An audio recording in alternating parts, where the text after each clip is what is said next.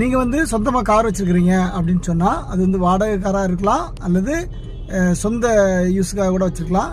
இது மாதிரி அந்த ஸ்டிக்கர் இருக்குது பாருங்கள், பின்னாடி இந்த இருக்கு இல்லையா, ஃப்ரண்டில் இருக்கு இல்லையா, இது மாதிரி ஸ்டிக்கர் இல்லாமல் பார்த்துக்கோங்க.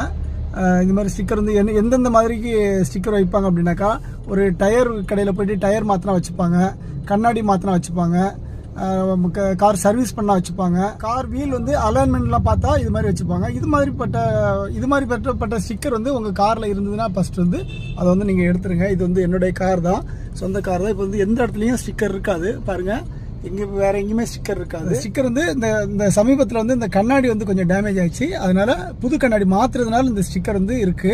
இப்போ பார்த்தீங்கன்னா இந்த ஸ்டிக்கரை நம்ம இப்போ எடுத்துருவோம், சரியா? அந்த ஸ்டிக்கர் வந்து நம்ம வந்து கிழிச்சா டெக்னிக்கலாக வந்து எடுத்துருவோம். அது மாதிரி மற்ற கம்பெனிகளினுடைய விளம்பரம் வந்து உங்கள் கார்லேயோ உங்கள் பைக்லேயோ உங்கள் வீட்டு கேட்லேயோ இல்லாத மாதிரி நீங்கள் பார்த்துக்கோங்க. அது ரொம்ப நல்லது, ரொம்ப மிகப்பெரிய ஒரு மாற்றத்தை ஏற்படுத்த அது ஒரு ஆரம்ப புள்ளியாக நிச்சயமாக அமையும். நன்றி, வணக்கம்.